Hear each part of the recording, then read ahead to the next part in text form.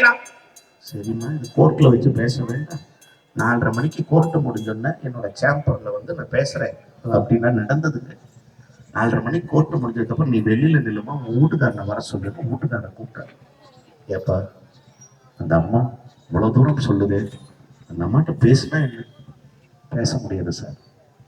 நான் ஜட்ஜு, எங்கிட்ட அப்படி சொல்றியா? பேச. நீங்க யார வேணாலும் இருங்க, ஆனா பேச முடியாது சார். ஏய், தூக்கி ஜெயில ஓட்டுவேன். நான் வாழ்நாள் பூரா ஜெயில போட்டு பேச முடியாது சார். ஏன்? அவன் நிறுத்தினா தானே சார் நான் பேச முடியும். நீ சொல்லவும் தாண்டா எனக்கு ஞாபகம். எங்க ஊர்ல ஒரு டைவர்ஸ் கேஸுக்கு புருஷன் கொண்டாட்டி போனாங்க. சரிண்ணே. சர்ச்சு கேட்டாரு, எத்தனை புள்ள? 3 புள்ள. 3 எப்படா ஒன்றையா பிரிக்க முடியுமாடா? போங்கடான்ட்டார். போய் நல்லா பேசி முடிச்சு வாங்கடான்ட்டார். இங்க இந்த 2 புள்ளை 3 புள்ளையும் பிரிக்க முடியாதுன்னு மறுபடியும் ஒரு குழந்தை பெத்தாங்க. சமமா பிரிக்கலாம். அது 2 பிள்ளையா பிறந்து வச்சு மறுபடியும் இப்ப 5 ஆகி போச்சு. அடுத்த வயதா 5க்கு 2 பேரும் சம்பாரிச்சுக்கிட்டு இருக்காங்க. வேற என்ன வயதா வைக்க?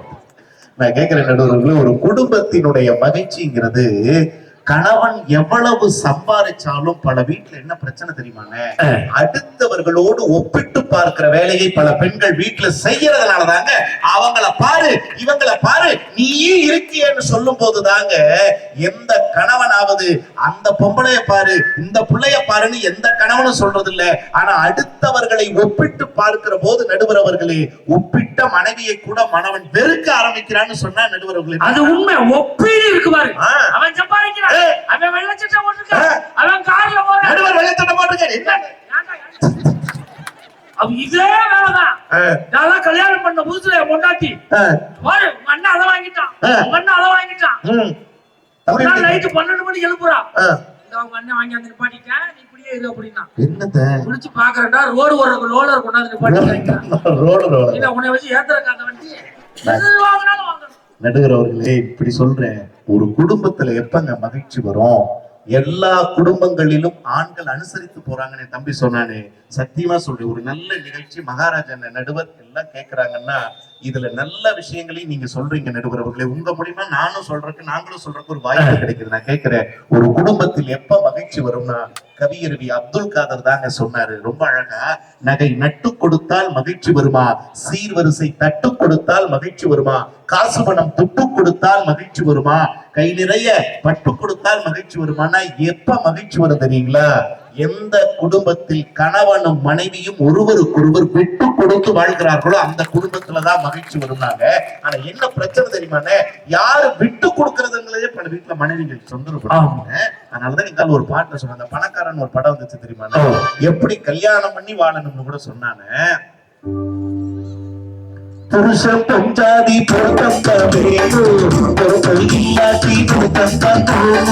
என்ன அழகான பாட்டு. ஒரு 2 விஷயம் நிறைவா சொல்றேன். வாழ்க்கையில அவங்க சொன்னாங்க, குழந்தை பெறுவதுங்கிறது எவ்வளவு கொடுமையான ஒன்று, எவ்வளவு வேதனையான ஒன்றுனாங்க. ஆமா, நான் சத்தியமா சொல்றேன், உண்மை என்றால் மட்டும் இந்த கருத்துக்கு கைதட்டி ஆதரவு தெரிவிங்க. பிரசவ வலியை விட கொடுமையான ஒரு வலி இந்த மண்ணில் இருக்கு. நான் குமாரசாமி பேட்டையில சொல்றேன், முருக சத்தியமா, பிரசவ வலியை விட கடுமையான வலியா? பிரசவ வலி வந்தா பட்டினத்தடிகள் 600-700 ஆண்டுகளுக்கு முன்பு அன்னைக்கே பாடினாருங்க, 2 திங்களாய் அங்கமெல்லாம் நொந்து பெற்றினார். என்ன அர்த்தம் தெரியுங்களா? கண் வலி வந்தா இங்க வலிக்கும், காது வலி வந்தா இங்க வலிக்கும், மூக்கு வலி வந்தா இங்க வலிக்கும், பல்லு வலி வந்தா இங்க வலிக்கும். ஆனா ஒரு பெண்ணுக்கு பிரசவ வலின்னு ஒண்ணு ஏற்பட்டால் அவள் அணுக்கள் தோறும் வலிக்கும் என்பதை பட்டினத்தடிங்கிற நம்ம நாட்டு துறவி பாடினார். நான் இல்லைன்னு சொல்லல, ஆனா அந்த பட்டினத்தடிகள் பாடிய அதை விட அந்த வலியை விட கொடுமையான ஒரு வலி இருக்குன்னு. வயிற்று வலி இல்லன்னு, காது வலி இல்லன்னு சொல்லிட்டு வலியா? இதெல்லாம் வயிற்று வலி, காது வலி, பல்லு வலி. அப்புறம் என்ன வலிப்பா? இப்ப சொல்றேன்னு குமாரசாமி பேட்டையில பிரசவ வலியை விட கொடுமையானது என்ன தெரியுங்களா? இந்த மாதிரி ஒரு திருவிழா நடக்கும் போது, தைப்பூச விழாவோ தீபாவளியோ பொங்கலோ உள்ளூர் மாரியம்மன் பண்டிகை ஏதாவது ஒண்ணு நடக்கும் போது, தாம் பெத்த குழந்தைகளுக்கும் கட்டுன பொண்டாட்டிக்கு புது துணி எடுத்து கொடுக்கணுங்கிறதுக்காக கடைக்கு போவாங்க. ஆம்பளை தகப்பன் கணவன் போகும்போது தான் மக ஆசைப்பட்டிருப்பா, அப்பா அந்த ட்ரெஸ் எடுத்துக்கிறேன்னு அந்த விலைய வாங்கி பாப்பா 6000 ரூபாய் இருக்கும். ஆனா கையில 4000 ரூபாய் தான் இருக்கும். சத்தியமா சொல்றேங்க, பெத்தெடுத்த குழந்தை ஆசைப்பட்ட உன்னை வாங்கி தர முடியலையே இந்த அப்பனாலன்னு நினைக்கும் போது ஒவ்வொரு ஆண்மகனின் மனசிலும் ஒரு வலி வலிக்கு பாருங்க. அது 1000 பிரசவ வலியை விட பெருசுங்க. உண்மை பாருங்க, 1000 பிரசவ வலியை விட கொடுமையானது நடுவர் அவர்களே. அதெல்லாம் எதுவும் தெரியாது. நான் உண்மையை சொல்லுங்க, கவியரசர் கண்ணதாசனுக்கு வாய்த்த மனைவி வாய் பேச மாட்டான்.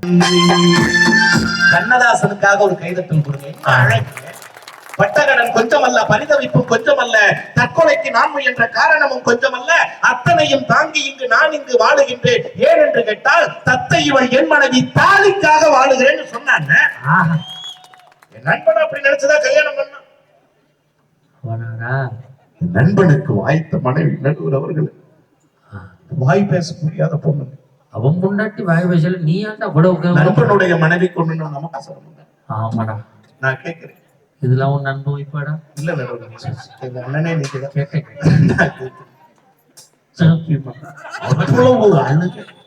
நாங்க பார்க்காத டாக்டர் இல்ல, போகாத கோயில் இல்ல, கடைசியா எங்களுடைய ஒரே பொண்ணுடன் நீங்க தானே. ஆமாப்பா, நாங்க அண்ணன் வந்து அண்ணன் இப்படி ஒரு சூழ்நிலை, எந்த ஒரு சூழ்நிலையில எங்கிட்ட வாங்க யோசிச்சு.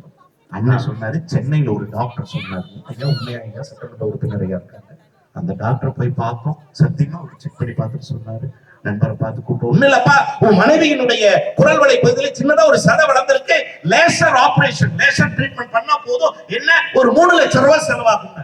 ஆமா, அண்ணகிட்ட வந்து சொன்ன கொஞ்சம் கொடுங்க, 4 வட்டிக்கு 3 லட்சம் ரூபாய் வாங்கி வைத்திருச்சதான்டா என்ன வாங்கின மிச்சம் போயிட்டு வாங்கி கொடுத்தீங்கன்னு சொன்னேன். வாங்கி கொடுத்தேன், என் காசத்தை நான் அடுத்தவங்க வாங்கி கொடுக்குறேன்னு கொடுத்தேன். கடைசியில போச்சு எல்லாம் நாம போட்டா. கவலைப்படாதீங்க, நம்ம பையன் 5 வருஷத்துக்கு தூக்கிட்டாங்க. நடுவர் அவர்களே, ஒவ்வொரு நாள் இரவையும் வியர்வை துளிகளால் மட்டுமல்ல, கண்ணீர் துளிகளாலும் தான் நாம் கடந்து கொண்டிருக்கிறோம். நிச்சயமாக நம்முடைய எந்த ஒரு ரூபாயும் வீணாகாது, வந்து சேரும். நடுவர் அவர்களே, நான் இப்ப சொன்னேன் 3 லட்சம் ரூபாய் 4 வட்டிக்கு வாங்கிட்டு வந்த டாக்டர் எப்படியாவது பொண்டாட்டியை பேச வை. 1/2 மணி நேரம் ஆபரேஷன். ஏன் அவசரம்? பக்கத்துல கோயில் இருக்கு, போய் சாமி கும்பிட்டு அர்ச்சனை பண்ணிட்டு வா. ஆபரேஷன் முடிஞ்சு 8ஆம் நம்பர் ரூம்ல உன் மனைவி கொஞ்சம் ஓய்வு எடுத்துட்டு இருப்பா, அங்க வந்து பேசு. 1/2 மணி நேரம் எப்ப ஆகும்? ராக்கெட் வர்ற விஞ்ஞானி கூட அந்த கவுண்டர் பாத்துக்க மாட்டாங்கன்னு இவன் கவுண்டர் பாத்துட்டு எப்ப 1/2 மணி நேரம் ஆகும்? 1/2 மணி நேரம் ஆகும். டாக்டர் என் மட்டாண்டி பாக்கலாமா? என் மட்டாண்டி எங்க பேசுவாளா? எங்க நல்லா பேசுவாளா? நல்லா பேசுவா. 8ஆம் நம்பர் ரூமுக்கு போ, மாறாது. 8ஆம் நம்பர் ரூமு போய் திறந்தேன் சார். என்ன பேச்சு, கண்ணே மணியே தேனே அமுதம், அதெல்லாம் தாண்டி பேசினா பாருங்க. உன்னை கட்டி ஒரு வீடு உண்டா? உன்னை கட்டி ஒரு சொத்து சாவு உண்டா? உன்னை கட்டி ஒரு நகை உண்டா? உன்னை கட்டி ஒரு கதவை அடைச்சிட்டு மறுபடியும் டாக்டர் எவ்வளவு செலவானாலும் பரவாயில்ல, திறந்ததை மறுபடியும் அடைச்சு விட்டுருக்கணும். டாக்டர் சொன்னாரு, அடைக்கிறதுக்கும் திறக்கிறதுக்கு என்ன வாய்க்க நடப்பாங்க, வேணா ஒண்ணு பண்ணல, ஒரு 5000 ரூபாய் கட்டு செவிட்டு ஆபரேஷன் பண்ணிடுறேன். 5000 ரூபாய் கட்டி சலுகை விலையில செவிடன் ஆயிட்டான். இப்ப அவ என்ன கத்துனாலும் பிம்பிலிக்கி பிலாக்கி அப்படின்னு சந்தோஷமா இருக்காங்க. நம்மளோட காசு வாங்கின என்ன நிலைமையில இருக்காங்க நடுவர்களே. இதைத்தான் எங்கள் கவியரசு கண்ணதாசன் சொன்ன, இதை சொல்லி நான் நிறைவு பண்ணுறேன். இதைத்தான் எங்கள் கவியரசு கண்ணதாசன் சொன்னா, பெண்டாட்டி சொல்லெரும்பு பிள்ளைகள் சொல்லாணி, சொல்லாணிக்கும் சொல்லெரும்புக்கும் மத்தியில் சுகம் பெறுவது எக்காலம்னு கேட்டுட்டு ஒரே ஒரு பாட்டை கொடுத்தாங்க. அந்த பாட்டை கண்ணதாசன் மாதிரி ஒரு கவிஞன் கொடுக்க முடியாது. பாட்டு கொடுத்தாங்க தெரியுங்களா? எனது கைகள் வீணை அழுகின்றது, எனது கழுவும் மலரும் சுகின்றது, நினைக்கு என்னை அழைத்தார் இறைவன் என்பவனே, கண்ணை படைத்து இறைவன் கொடியவன், இறைவன் கொடியவன். என்ன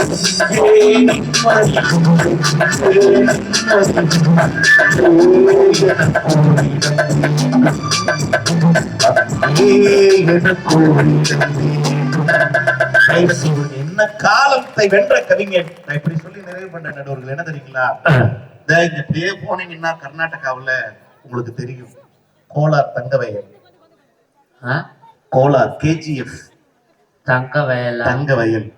உண்மையா சொல்றேங்க, அங்க பாத்தீங்க அப்படின்னா அந்த தங்க வயல்ல பல ஆண் மக்கள் அந்த சுரங்க தொழிலாளர்களாக வேலை பார்த்துக்கிட்டு இருக்காங்க.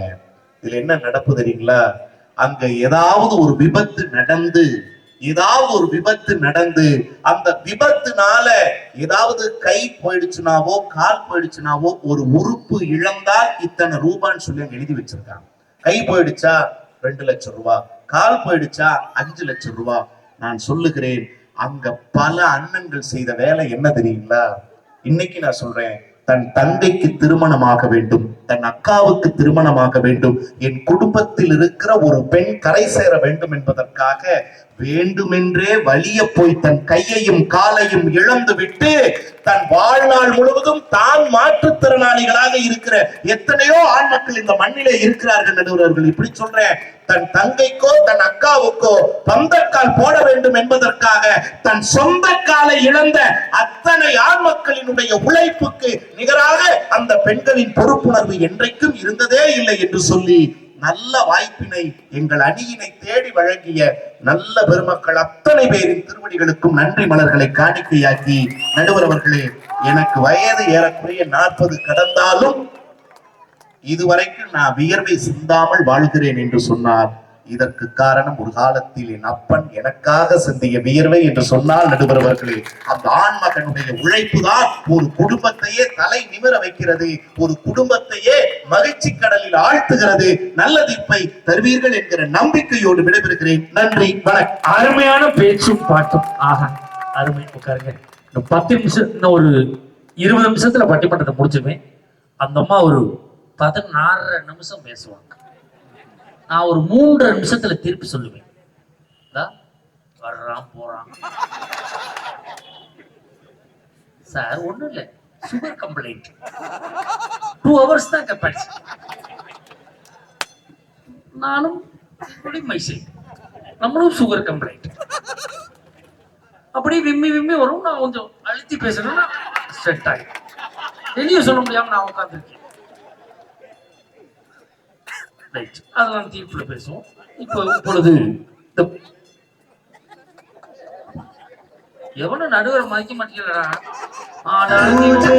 வந்த மலரேவா, பூமிக்கு வந்த நிலவேவா, பெண் என்று எண்ணி பேசாமல் வந்த ஒரு வண்ண மேனிச்சிலேவா, பூஜைக்கு வந்த மலரேவா. தம்பி உங்களுக்கு கொஞ்சம் காட்ட முடியும் தம்பி, அது புருஷனுக்கு தெரிஞ்சா தெரியும். இதுக்கு என்ன பாட்டு போட்ட, உள்ளமே உனக்குத்தான், இதுகிட்ட கொடுத்துட்டு ஓம் பண்ணிட்டு எதை கொடுப்பேன். இது பூஜைக்கு வந்த மலரே வா, பூஜைக்கு வந்த மலரு புக உள்ளமே உனக்குத்தான், நாங்க கூட மண்ணடி கொடுத்துரு எங்கிட்டு.